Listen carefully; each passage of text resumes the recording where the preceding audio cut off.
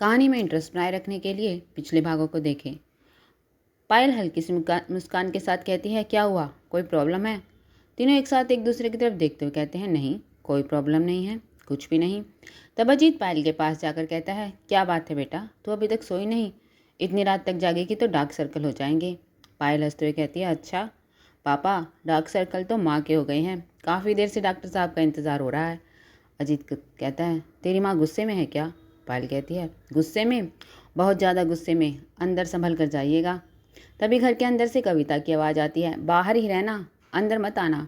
तीनों घर के अंदर आ जाते हैं और उनके पीछे पायल भी अंदर आ जाती है। अंदर ड्राइंग रूम में सुमन, कविता, जय, समीर और मधु सोफे पर बैठे होते हैं। तब अजीत मुस्कुराते हुए कहता है, हम अंदर ही आ रहे थे, वो कार पार्क करने में टाइम लग गया। कविता गुस्से में कहती है, 2 बज गए कार पार्क करने में, है ना? क्यों, कहाँ थे आप तीनों अब तक? तब अजीत कहता है, वो हमें बहुत कुछ ज़रूरी काम था, इसलिए देर हो गई। तुम सब अभी तक सोई नहीं? चलो अच्छा है, बहुत ज़ोरों की भूख लग रही है। पायल बेटा, खाना लगाओ। पायल कहती है, अभी लगाती हूँ पापा, आप तब तक फ्रेश हो जाइए। कविता गुस्से में पायल को रोकते हुए कहती है, रुक जा, अभी किसी को खाना नहीं मिलेगा। सुमन कहती है, पहले आप तीनों ये बताइए कि अब तक कहाँ थे? जय कहता है, माँ पहले खाना तो खा लेने दो, बाद में पूछ लेना, भूख लगी होगी। सुमन जय को डांटते हुए कहती है, चुप कर। और फिर हरीश के सामने आकर खड़ी हो जाती है और कहती है, आज इन्हें सच बताना ही होगा कि इस तरह कहाँ जाते हैं। बोलिए हरीश, कहाँ थे आप? तब कविता अजीत के सामने और मधु विक्रम के सामने खड़ी हो जाती है और तीनों एक साथ कहती हैं, बताइए। अजीत कहता है, हमें कुछ ज़रूरी काम था। कविता कहती है, वही तो पूछ रहे हैं, कौन सा काम था? तब सुमन कहती है, तीनों की एक साथ कोई बिजनेस मीटिंग थी। कविता कहती है, या तीनों एक साथ किसी का ऑपरेशन कर रहे थे? तब मधु बोलती है, बोलो पापा, आप तीनों किसी मुजरिम को पकड़ रहे थे? समीर कहता है, मधु पापा थक गए होंगे, सुबह पूछ लेना। और ये कहते हुए मधु के पीछे आकर खड़ा हो जाता है।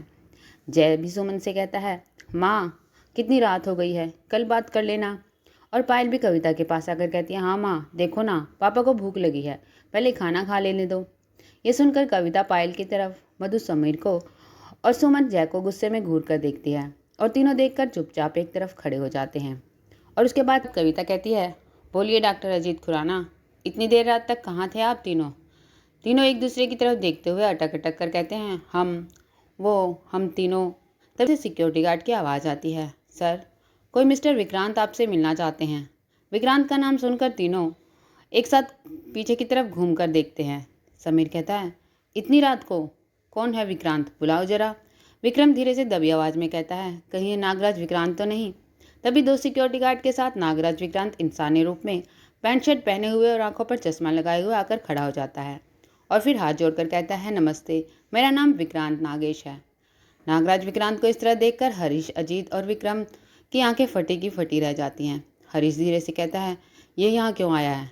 विक्रम कहता है, कहीं अरुण और पायल की शादी जल्दी करवाने के लिए इन्हें सब बताने को तो नहीं आया? तब अजीत अपने सर को एक हाथ से पकड़कर कहता है, मुझे तो चक्कर आ रहा है। समीर विक्रांत के पास जाकर कहता है, आपको पहचाना नहीं? विक्रांत कहता है, जी हरीश सर मुझे जानते हैं, वो मेरे घर पर अपना वॉलेट भूल आए थे। और ये कहते हुए अपनी पैंट की जेब से एक वॉलेट निकाल कर समीर को देता है और कहता है, मुझे लगा कि वो परेशान होंगे, इसलिए इतनी रात को देने के लिए आ गया, माफ़ी चाहता हूँ। ये सुनकर हरीश पास के सोफे पर बैठ जाता है और धीमी आवाज़ में कहता है, यह अब पक्का मरवाएगा। समीर विक्रांत से वॉलेट लेकर देखता है जिसमें हरीश का ड्राइविंग लाइसेंस होता है और फिर कहता है, ये तो पापा का है। और फिर हरीश की तरफ देखते हुए कहता है, पापा आप जानते हैं इन्हें? हरीश की जुबान पर हाँ होता है पर वो नाम में गर्दन हिलाता है। ये देखकर पायल और जय दोनों एक साथ कहते हैं, ये कौन से तरीके का हाँ है? विक्रम है, इन तीनों ने मेरी बहुत मदद करी, अगर ये तीनों ना होते तो पता नहीं क्या होता। ये सुनकर अजीत और विक्रम विक्रांत को पास हंसते हुए आते हुए कहते हैं, अरे बस अब हमने इतना भी कुछ खास नहीं किया। और फिर विक्रांत को पकड़कर घर से बाहर जाने लगते हैं और अजीत धीरे कहा, क्या इन्हें सब बताने की क्या जरूरत है? तभी कविता कहती है, रुकिए आप दोनों। अजीत और विक्रम दोनों रुक जाते हैं। कविता फिर कहती है, दूर होइए आप इनसे और बोलने दीजिए इन्हें क्या कहना है। ये सुनकर अजीत और विक्रम दोनों विक्रांत को छोड़कर दूर खड़े हो जाते हैं। अजीत कहता है, आज तो बुरे फंसे। विक्रम कहता है, मुझे तो सोनिया की बहुत याद आ रही है, वो होती तो सब संभाल लेती। जय कहता है, पापा कौन है ये और आपका वॉलेट इनके पास कैसे आया? आप जानते हैं इन्हें? तभी विक्रांत कहता है, जी मैं बताता हूँ, मेरा नाम विक्रांत है, मैं एक प्राइवेट कंपनी में काम करता हूँ। आज शाम को मुझे ऑफिस से घर लौटने में देर हो गई। मुंबई की ट्रैफिक का तो आपको पता है। मेरे पिताजी को दमा है और उनकी दवाई ख़त्म हो गई थी। मुझे काम पर से देर होते देख वो खुद ही अपनी दवाई लेने के लिए बाजार चले गई। रास्ते में उन्हें अचानक से दमे का अटैक आया। तब हरीश जी, विक्रम जी और अजीत जी ने उनकी मदद करी, उनके साथ घर गई, उन्हें दवाई दी और उनकी बहुत सेवा करी। अगर आज ये तीनों ना होते तो शायद मेरे पिताजी नहीं बचते। तभी विक्रम और अजीत विक्रांत के पास आते हैं और अजीत कहता है, वाह यार, क्या ऑस्कर विनिंग एक्टिंग करी है, मान गए बॉस। सुमन कहती है, तो ये तीनों आपके घर पर थे? हरीश सादगी से कहता है, हाँ, इनके पिताजी हमें रास्ते मिले थे, उन्हें अस्थमा का अटैक आया था, हम तीनों उन्हीं के पास थे। मधु कहती है, पर आप तीनों का फ़ोन नॉट रीचेबल क्यों आ रहा था? विक्रम कहता है, इनके पिताजी बीमार है ना, और उन्हें कोई परेशानी ना हो इसलिए हमने अपना फ़ोन फ्लाइट मोड पर कर दिया था।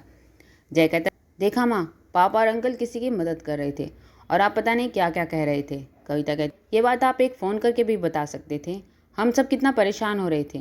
अजीत कहता है, वो हम भूल गए, सॉरी। विक्रांत कहता है, जी मैं चलता हूँ, मेरे पिताजी घर पर अकेले हैं। समीर कहता है, चलिए मैं आपको आपके घर तक छोड़ आता हूँ।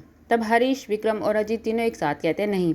तब सब चौंक कर उन तीनों की तरफ देखते हैं। विक्रांत कहता है, नहीं, मेरे पास बाइक है, मैं चला जाऊँगा, पहले ही मेरी वजह से आप सब बहुत परेशान हुई।